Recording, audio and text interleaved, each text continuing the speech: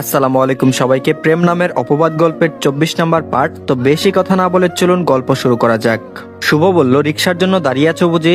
ঋতু পাশে ফিরতেই মুখটা কালো হয়ে গেল। শুভকে দেখলে বিরক্ত লাগে, এই কয়দিনে কম জ্বালিয়ে মারেনি তাকে। ভাইকে বলে না ভয়ে এমন মার মারবে, হাত পা আস্ত রাখবে না। ফারিহা আজ আসেনি, নাবিলা রুহান আজ নানু বাড়িতে গিয়েছে।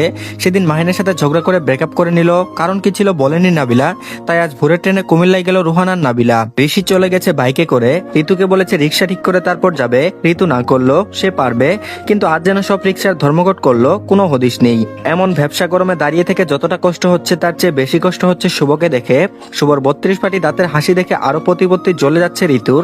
ফায়েজ আজ আসেনি, অফিসে অনেক কাজ আছে, 2 দিনের ছুটিতে আছে। তারপর বলল রিক্সা পাবে না, এ সময় রিক্সা পাওয়া খুবই কষ্টদায়ক, তুমি চাইলে আমি লিভ দিতে পারি। ঋতু বলল আপনি এখান থেকে গেলে আমি বেশি খুশি হব। শুভ বলল কেন, আমার কাছে থাকলে অনুভূতি বেশি নাচানাচি করে। শুভের এমন লাগামহীন কথায় মাথা গরম হয়ে যাচ্ছে ঋতুর, তবুও সামলিয়ে নেয় নিজেকে। তারপর বলল না, আমার অসহ্য লাগে, আর কোনো অসহ্যকর মানুষের আশেপাশে অনাবি একান ঋতু থাকে না। শুভ বলল কিন্তু আমাকে যে ভালোবাসো তা তোমার চোখ দুটো বলে দিচ্ছে বারবার, সেটা কি তবে মিথ্যে? ঋতু বলল ঠিক কি করে বুঝলেন আপনি? আমি আপনাকে নয় অন্য কাউকে ভালোবাসি, আর এই ঋতুর ভালোবাসার মানুষ হওয়ার যোগ্যতা একমাত্র তারই আছে। শুভ বলল আমার কি নেই ঋতু যে আমি অযোগ্য? ঋতু বলল শুনতে চান? শুভ বলল অবশ্যই বলো। ঋতু একটা রিক্সাওয়ালাকে দেখে বলল এ মামা, রিক্সাওয়ালা এলো। ঋতু রিক্সায় উঠে শুভর দিকে তাকিয়ে বলল সে কারো বিরক্তর কারণ হয় না। শুভ তাকিয়ে রইল, রিক্সা তখন অনেক দূরে চলে গেছে। বারবার কানে বেজে উঠলো সে কারো বিরক্তের কারণ হয় না। রাকিব বলল শুভ, মেয়েটা তোকে ইগনোর করছে তবুও তুই পিছে পড়ে রইলি। শুভ বলল শুন রাকিব, এই শুভ যাকে ভালোবেসেছে সে ভুলবশত এ মেয়ে, সো তাকেই লাগবে। আর এদিকে নীল বাইক থামালো একটা 10 তলা অ্যাপার্টমেন্টের সামনে। গেট দিয়ে ভিতরে ঢুকতেই দারোয়ান আটকালো। তারপর বলল কোথায় যাবেন, কোন তলা? নীল বলল কত নাম্বার জানি না, তবে আমি মিস্টার শাহাদাত আহমেদের সাথে দেখা করব। দারোয়ান বলল কিন্তু এভাবে তো দেখা করা যায় না। নীল বলল আপনি কল দিয়ে বলুন সায়েদ খান নীল এসেছে। দারোয়ান কল দিল। কিছু সময় পর নীলকে ভিতরে যাওয়ার অনুমতি দিয়ে বলল 5 তলার ফ্ল্যাট উনাদের। লিফটে করে 5 তলায় গেল নীল। দরজা খোলা, বাইরে 2জন বডিগার্ড দাঁড়িয়ে আছে, পরনে কালো পোশাক, দেখে ডাকাতের চেয়ে কম মনে হলো না। তারপর বলল মিস্টার সায়েদ খান নীল, অবশেষে আমার বাড়িতে পা রাখলেন। নীল বলল জি স্যার, আসতে হলো। শাহাদাত আহমেদ বলল বসো। তা কি নিবে, ঠান্ডা না কফি? নীল বসলো। তারপর বলল কোনোটাই না, এসেছি এই অনেক। শাহাদাত বলল রাজনীতি করবে তো? নীল বলল করা উচিত, দাদা আমার রাজনৈতিক নেতা ছিল। শাহাদাত বলল আগে অনেকবার তলব করেছি, যোগ দাও, আসলে না। তবে আজ আসাতে আমি অনেক খুশি হয়েছি, তোমার সুবুদ্ধি হয়েছে। নীল বলল তা আপনার ছেলে তো আছে, তাকে না বসে আমাকে কেন ডাকছেন? শাহাদাত বলল ভার্সিটির বিপির যা বুদ্ধি তা কি আর আমার ছেলের আছে? নীল বলল আপনি শিখিয়ে নিতে পারেন। শাহাদাত বলল শুনলাম আলতাফ হোসেনের বাসায়ও গেলে, তা ওনার সাথে কি আগেই সঙ্গতা হয়েছে নাকি হয়নি? নীল বলল সব খবর পেয়ে যান, এই হ্যাঁ না খবরটা পান নিয়ে মানতে নারাজ আমি। শাহাদাত বলল বেশ পরিপাটি তুমি। নীল বলল ওই যে বললেন ভার্সিটির ভিপি, পরিপাটি না হলে কি আপনাদের মতো বড় মাপের রাজনৈতিক নেতারা ডাকে আমায়? কথার মাঝে শুভ এলো বাসায়। শুভ শাহাদাত আহমেদের একমাত্র ছেলে, মা বেঁচে নেই, বলতে গেলে ডিভোর্স হয়েছে, বেঁচে আছে কিনা কেউ জানে না। তারপর বলল আরে নীল ভাইয়া যে আমাদের বাসায় কি বাবার কাছে এসেছেন নাকি? নীল বলল বলতে পারো। শুভ বলল আচ্ছা আপনারা কথা বলুন, আমি আসি। নীল বলল 1 মিনিট। শুভ একটু বসে যাও, কথা আছে। শাহাদাত আহমেদ বলল কি এমন বলবে নীল? নীল বলল স্যার আপনি আমাকে না আপনার দলে আসতে বলেছেন, তা অন্য বিষয়ে আমি আগেই বলেছি, রাজনীতিকে প্রফেশন হিসেবে আমি ভাবিনি, তবে আজ আসার কারণটা অন্য। শাহাদাত বলল হুম বলো। নীল বলল শুভ আমার বোনকে বিরক্ত করছে, যা আপনার মতো একজন সম্মানিত ব্যক্তির সন্তান থেকে আশা করার নয়, তবে হচ্ছে তাই। শাহাদাত বলল কি বলছো এসব নীল? শুভ এটা সত্যি? শুভ বলল আসলে বাবা আমি ঋতুকে ভালোবাসি। নীল বলল কিন্তু আমার বোন তোমাকে ভালোবাসে না শুভ। শুভ বলল ঋতু আপনাকে বলেছে? তাহলে ভয়ে বলেছে। বড় ভাইকে কি করে প্রেমের কথা বলবে? নীল বলল শুভ আমি রাজনীতিটা এমনিই করি না এতদিন, বুঝলে, একটু মাথা আমারও আছে। ও তোমার কথা বলবে আমি তার জন্য এসেছি এমন নয়। যদি ঋতু বলতো তাহলে এতক্ষণে তোমার বাবা হসপিটালে দৌড়াতো ছেলেকে নিয়ে, আইসিইউর বেডে শুয়ে থাকতে। শাহাদাত বলল তুমি কি হুমকি দিচ্ছ নীল? নীল বলল নো স্যার, আমি সেসব করছি না, আপনার ছেলেকে বলে দিবেন আমার বোনের আশেপাশে যেন না যাই। শাহাদাত বলল তোমার মনে হয় না ওরা একজন আরেকজনকে ভালোবাসে? নীল বলল অসম্ভব সেটা, আমার বোন তাকে ভালোবাসবে যাকে আমরা চাইবো, ও যদি ভালোবাসতো তবে মিষ্টি নিয়ে আসতাম। শাহাদাত বলল এতটা নিশ্চিত কি করে তুমি? নীল বলল জিজ্ঞেস করুন আপনার ছেলেকে। শাহাদাত আহমেদ তার ছেলের দিকে তাকালো, মুখটা এটুকু করে রেখেছে, তার মানে নীলের কথা সত্য। এতদিন রাজনীতি করি এটুকু তো বোঝা যায় চোখ দেখে, তবে এভাবে হাঁটুর বয়সী একটা ছেলে এসে এভাবে অপমান করবে সেটা মানতে নারাজ শাহাদাত আহমেদ। তারপর বলল শুভ আজ থেকে আর ঋতুকে বিরক্ত করবে না। শুভ বলল কিন্তু বাবা আমি ভালোবাসি ঋতুকে। শাহাদাত আহমেদ বলল সেটা আমায় জানাতে আমি প্রস্তাব পাঠাতাম খানবাড়িতে। নীল কিছু বলতে গিয়েও বলল না। তারপর বলল আজ আসি তবে। শাহাদাত বলল কিছু খেয়ে যেতে পারতে। নীল বলল আপনার দলকে সম্মতি দিচ্ছি না, তাই খাওয়ার প্রশ্ন আসে না। নীল চলে গেল। শাহাদাত রেগে গিয়ে থাপ্পড় বসালো ছেলের গায়ে। তারপর বলল এই মাথা মোটা ছেলে, তুই জানতিস না ওটা নীলের বোন? শুভ বলল জানতাম বাবা। শাহাদাত বলল তাহলে ভালোবাসার কথা বলিস কি করে? শুভ বলল ওরা তো আমাদের মতো বড় লোক, তাহলে? শাহাদাত বলল টাকা থাকলেই হয় না, ওর দাদা আমার বাবার বিপক্ষে ছিল আজীবন, তাদের সাথে সম্পর্ক, লোকে আমায় কি বলবে ভাবছিস? শুভ বলল এতই যখন ভাবছো তখন নীল ভাইয়াকে কেন তোমার দলে টানছো? শাহাদাত বলল প্রতিশোধ নিতে। শুভ বলল কিসের প্রতিশোধ? শাহাদাত বলল সে আছে, একদিন বলবো তোকে। আর এদিকে ফায়েজ বলল বাসায় গাড়ি থাকতে রিক্সার জন্য দাঁড়িয়ে থাকিস কেন? ফায়েজের কথায় মাথা নিচু করে রইল ঋতু। সাধারণত ফায়েজ এমন কঠিন কণ্ঠ করে ঋতুর সাথে কথা বলে না।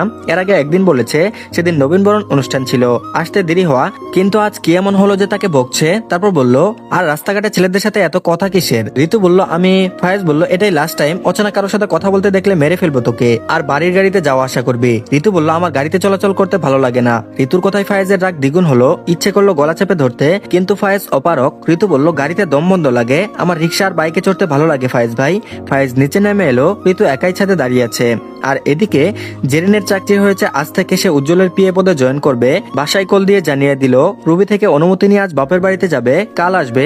ঋতুর মনটা আরো বেশি খারাপ, ভাবি নেই বিকেলে ফায়েজের বকা, সব মিলিয়ে যাচ্ছে তাই অবস্থা। নীল বলল আসবো বনু। নীলকে দেখে সোজা হয়ে বসলো ঋতু, তারপর বলল কি হলো, মন খারাপ? ঋতু বলল না তো। নীল বলল এ দেখ তোর পেছনে তেহেরি, সে পুরান ঢাকায় গিয়ে হালিম কাকুর বিরিয়ানি হাউস থেকে এনেছি। ঋতু শুকনো হাসলো। নীল বলল কেউ তোকে বকেছে, আমায় বল। ঋতু বলল ইদানিং তুমি আর আগের মতো নেই ভাইয়া। নীল বলল কি বলিস? ঋতু বলল হ্যাঁ, দেখো না আগে আমার সাথে দুবেলা লেগ পিস নিয়ে ঝগড়া করতে, কিন্তু এখন করো না। নীল বলল সময় কম তাই। ঋতু বলল সত্যিই তাই? নীল বলল হুম। ঋতু বলল ভাইয়া একটা বাইক কিনে দাও। ঋতু বলল কি বলিস, তুই বাইক চালাতে পারিস? ঋতু বলল শিখে নিব। নীল বলল কোনো দরকার নেই, পরে হাত পা ভাঙলে কেউ বিয়ে করবে না। ঋতু আর কিছু বলল না, সব বিতৃষ্ণা লাগে আজকাল। নীল চলে গেল। ঋতুকে তেহেরি খেতে বলে ইচ্ছে করলো না, তাই চুপ করে আবারও টেবিলে মাথা দিয়ে শুয়ে পড়লো। ফায়েজ বলল আমার সাথে রাগ করে খাবার না খাওয়াটা খুব বাজে অভ্যাস। ঋতু চট করে উঠলো, ফায়েজ দাঁড়িয়ে আছে, তারপর বলল ফায়েজ ভাই আপনি? ফায়েজ বলল হুম খেয়ে নে। ঋতু চুপ, তারপর বলল কাল থেকে আমার বাইকে বাসায় আসিস, তবুও খেয়ে নে। এই পাটকাঠির মতো শরীর নিয়ে আর কতকাল বাঁচবি বলতো ঋতু? পুরো কথায় মনোযোগ দিল না ঋতু, সে তো ওইটুকু শুনলো আমার সাথে আসিস, আর কি লাগে? ফায়েজ ভাই সাথে থাকলে সবকিছু নতুন নতুন লাগে। উফ, ভাবতে নেচে উঠলো মনটা। আর এদিকে প্রতিদিন ফায়েজ ঋতুকে গেটের সামনে নামিয়ে অফিসে চলে যেত। এভাবে কাটছে তাদের দিন। শীতের কাছাকাছি সময় এখন হুট করে একদিন এলো বৃষ্টির দুপুর, সূর্য হাসতে হাসতে লুকিয়ে গেল মেঘের পিছনে। আজ অফিস নেই, ঋতুর বায়না সে ঘুরবে, শহর দেখবে। হৃদয়ের রানীর বায়না বলে কথা, প্রেমিক পুরুষ কি করে তা না রাখে। তখনও আকাশ পরিষ্কার ছিল, বৃষ্টি আসবে কেউ কি জানতো? হঠাৎ বৃষ্টি আসায় ফায়েজ দ্রুত বড় বট গাছের নিচে গিয়ে দাঁড়ায়, কিন্তু ঋতু তো অবাধ্য মেয়ে, বৃষ্টি দেখলে ভিজবে। আজও তাই হলো, সবকিছু ফায়েজের হাতে দিয়ে এমন শুনশান রাস্তায় ভিজতে লাগলো।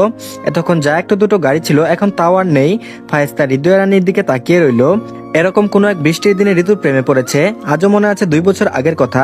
উজ্জ্বলের সাথে কথা বলছে ফায়েজ ভিডিও কলে, হঠাৎ উজ্জ্বল চুপ হয়, বারবার জিজ্ঞেস করছে ফায়েজ কি হলো। উজ্জ্বল ব্যাক ক্যামেরা দিয়ে দেখালো ঋতু ছাদে নাচ করছে বৃষ্টিতে ভিজে। সদ্য যৌবনে পা দেওয়া রমণীকে দেখে এই প্রথমবার ফায়েজের হৃৎপিণ্ড থেমে গেল পুরো দুনিয়া। নজর সরিয়ে নেওয়া কষ্টকর হয়ে গেল, না চাইতেও বারবার সেই দৃশ্য ভেসে আসলো তার চোখের সামনে। কত রাত ঘুমায়নি ফায়েজ। কয়েক মাস পর বুঝলো ঋতুকে তার চাই, সরাসরি কল দিয়ে বলল বন্ধু প্লাস ভাই উজ্জ্বলকে। একদিকে বোন, অন্যদিকে বন্ধু হিসেবে কি করবে সে? ফায়েজকে আশ্বাস দিল উজ্জ্বল, তবে একটাই ভয়, অতীত জানার পর ঋতু মেনে নিবে তো? পরিবার মানা নিয়ে ভয় নেই ফায়েজের, ঋতু না মানলে সব শেষ। কিন্তু এখন পরিস্থিতি উল্টো, ঋতু ফায়েজকে ভালোবাসে। ফায়েজ বুঝে তবুও 13 বছর আগে সে অতীত ততটা সহজ নয় যতটা সবাই ভুলে থাকার অভিনয় করছে। ঋতু ইশারায় ডাকলো ফায়েজকে। ফায়েজও বটগাছের ছায়ার নিচ থেকে সরে রাস্তায় দাঁড়ালো, তারপর বলল ফায়েজ ভাই বৃষ্টি আমার খুব পছন্দ, জানেন বৃষ্টি দুঃখ ভুলাই। ফায়েজ বলল দুঃখ? তোর কিসের দুঃখ ঋতু? ঋতু বলল জানেন ফায়েজ ভাই, আমরা চাইলেও সব পাই না। ফায়েজ বলল কি চাস একবার বল শুধু। ঋতু বলল আপনাকে চাই ফায়েজ ভাই, আপনাকে, হবেন কি আমার? আর এদিকে হুটহাট কারোর সাথে দেখা হয়ে যাওয়াটা সবার কাছে ভালো লাগলেও অসময়ে তা ভালো লাগার মধ্যে পড়ে না। আজ শেষ হলো ফারিহার স্টুডেন্টদের পরীক্ষা। আজ আর ব্যস্ততা নেই, মুক্ত হলো কয়েকদিনের পরিশ্রম। বেশ ঝড় যায় শিক্ষকদের উপর, যতটা না যায় স্টুডেন্টদের উপর। সবাই বিকেলে বেড়াতে যাবে। ফারিহার কিছু কেনাকাটা ছিল, তাই মার্কেটে গেল। বাসায় ফিরছে রিক্সা চেপে। নিরিবিলি সেই জায়গায় বুড়ো বটগাছ তলায় বসে কয়েকটা ছেলে গিটারের সুর তুলে গান গাইছে। আশেপাশে বেশ কয়েকজন লোকও জমা হলো। ইচ্ছে হলো নেমে গান শোনার। কানে তখন এটুকু সুর এলো, তোমায় ছুব বলে আদর করবো বলে উড়ে উড়ে আসে এলোমেলো কিছু গান, ডেকে যায় তোমার আঁচল ধরে। রিক্সা ততক্ষণে অনেক সামনে এগিয়ে গেল। গান আর স্পষ্ট কানে বাজলো না। পাশ দিয়ে হয়তো মনে হলো নীল বাইক চালিয়ে গেল, তবে কতটুকু সত্য জানা নেই। নীলকে ইদানিং যতটা সম্ভব ইগনোর করছে ফারিহা। হয়তো এই বয়সে প্রপোজ বলে যেমন একটু ভালো লাগে ঠিক তেমন মনে হলো আর কি। তবে নীল প্রপোজ করেনি। আজকাল ফারিহার অভ্যাসে পরিণত হয়েছে রাতে আশ্বাসে অচেনা মানুষের কণ্ঠ শোনা। সারাদিন চটপট করে কখন রাত 12টা পার হবে আর কল আসবে, মাঝে মধ্যে না আসলে ইদানিং বিরক্ত লাগে। ফারিহা বুঝতে পারছে সে ভালোবাসে অচেনা আগন্তুককে, কিন্তু বেহায়ের মতো ভালোবাসার কথা তো আর বলা যায় না। নীল রিকশায় ফারিহাকে দেখেছে, কিন্তু আজকাল নীলও ফারিহার ইগনোর বুঝে দূরে সরে থাকে। সামনে কয়েকদিন পর টেস্ট পরীক্ষা, এখন আর এসব ভালোবাসায় হুশাস করলে দুদিকেই যাবে। তার চেয়ে ভালো পড়াশোনায় মনোযোগ দেওয়া যাক। ভালো চাকরি হলে ভালো পাত্রীর বাপ মাও এমনিতেই ঘরে মেয়ে দিয়ে যাবে। আর এদিকে রাত 10টার দিকে জ্বর এসেছে ফায়েজের। বাসায় থাকা জ্বরের ওষুধও খাওয়ানো হয়েছে। ফায়েজের মা বলল, আমার ছেলেটা ছোটকাল থেকে এমন বৃষ্টিতে ভিজলে জ্বর এসে এটুকু হয়ে যায়, তবুও বৃষ্টিতে ভিজলো। রুবি খান বলল, তোমার ছেলে কি এখন আর কারো কথা শুনে? হাসনা হাসনা বলল, আপনি এখন এসব বলবেন? রুবি খান বলল, কিন্তু ভাবি ফায়েজ তো বৃষ্টিতে ভিজে না, তাহলে আজ হঠাৎ ভিজলো কি করে? এত এত প্রশ্ন আর উত্তরের মাঝে ফায়েজের কোনো হুঁশ না থাকলেও ঋতু এদিকে জড়সড় হয়ে দাঁড়িয়ে আছে। একটু আগে যখন সবাই রাতের খাবার খেয়ে আসলো, কিন্তু ফায়েজ আসলো না, তখন রিক আসে কয়েকজনকে ডাকতে। কয়েকবার ডাকার পরও সারা শব্দ না পেয়ে রুমে যাই, তখন পুরো রুম অন্ধকারে তলিয়েছে। কষ্ট করে হাতড়িয়ে লাইটের সুইচ পেল। দাদা ভাই একটা কাজের মতো কাজ করেছে, সব রুমের লাইট ঠিক দরজার পাশে দিয়েছে। ফায়েজকে এভাবে শুয়ে থাকতে দেখে কয়েকবার ডাকলো, কিন্তু এবারও কোনো উত্তর আসলো না। গা ছুটে ভয়ে দৌড়ে গেল নিচে। তারপর বলল, বড় বাবা, বড় মা, বড় ভাইয়ের গায়ে জ্বরে পুড়ে যাচ্ছে। হাঁপাতে হাঁপাতে বলল রিক। রিকের কথা শেষ হওয়ার আগে ভাতের লুকমা হাত থেকে পড়ে গেল ঋতুর। সেদিকে কারো নজর যায়নি। ততক্ষণে সবাই ছুটে গেল ফায়েজের রুমে। খান বাড়িতে এত কিছু হয়ে যাচ্ছে, অথচ আরজুমান খানের কোনো হুঁশ নেই। তিনি তো 9টায় খেয়ে ঘুমিয়ে পড়েন। হাসনা খান বলল, এগুলো তোমাদের জন্য হয়েছে ভাবি। তারিফ বলল, আমরা কি করলাম ভাবি? হাসনা খান বলল, তুমি আর তোমার ভাইজান মিলে আমার এটুকু ছেলের উপর কম তো অত্যাচার করো না। সবে আসলো ছেলে, তাকে কাজে ঢুকিয়ে পুরো অফিসের দায়িত্ব দিয়ে রেখেছো। ফায়েজের বাবা বলল, কিসব বলছো হাসনা? অফিসের কাজ তোমার ছেলে একা করে না, আমি করি, তায়েফ তারিফ ওরাও করে, আর উজ্জ্বল সেও তো করে। হাসনা বলল, আমি শুনতে চাই না এত কিছু। আপনার কারণে আমার সন্তান আজ অসুস্থ, শুধু আপনার কারণে। ফায়েজের বাবা বলল, আমি তোমার ছেলেকে বৃষ্টিতে ভিজতে বলেছি নাকি বাইক কিনে দিয়েছি? সে কি আমার কথা শোনার মানুষ? নিজের পছন্দ মতো চলে। হাসনা খান বলল, আপনার জন্য হয়েছে। ছেলেটা ভার্সিটির প্রফেসর, একটা জব তো করে নাকি? আপনার অফিসেও তাকে লাগবে এখন। ফায়েজের বাবা বলল, এমন কথা বলছো হাসনা, মনে হচ্ছে তোমার ছেলে 2 বছরের বাচ্চা। হাসনা বলল, 2 বছরের তো, মায়ের কাছে সন্তানরা ছোট হয়।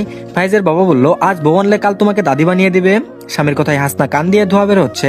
ছোটদের সামনে কি সব বলছে। ভাই ভাবি মিষ্টি ঝগড়া দেখে সবাই হাসছে। উজ্জ্বল বের হয়ে গেল। নীল হেসে বলল, তাহলে তো ভালো হয়, বাসায় কোনো পিচ্ছি নাই। রুবি খান বলল, এ ফাজিল, যা নিজের ঘরে। রুবির ধমকে নীল হাসতে হাসতে চলে গেল। সিমরান অল্প করে খাবার আনলো, হাসনা খাওয়াই দিল। এ বয়সে এমন ছেলেকে টেনে খাওয়ানো খুব কষ্টকর মনে হলো। হাসনার তখন মনে হলো সত্যি তো ছেলে তার কাছে অনেক বড় হয়েছে। বিয়ে দিলে দাদি ডাক শুনতাম। তবে সে সময়ের কথা সবাই ভুলে গেলেও না আমি ভুলেছি, না রুবি। ছেলে তো আর এখন কোনো কথা খোলাখুলি বলেও না, আগের চেয়ে চাপা স্বভাবটা যেন বাড়লো।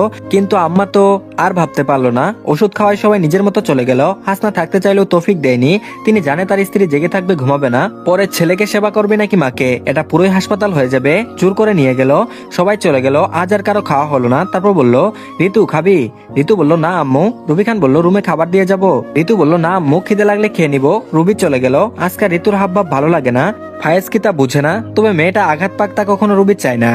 তো ধন্যবাদ সবাইকে। আজকের পার্টটি এই পর্যন্তই, পরবর্তী পার্টও দিয়ে দেওয়া হয়েছে, তো সবাই অবশ্যই দেখে নেবেন। আর অবশ্যই প্লিজ আমাদের চ্যানেলটিকে সাবস্ক্রাইব করে দেন। আল্লাহ হাফেজ।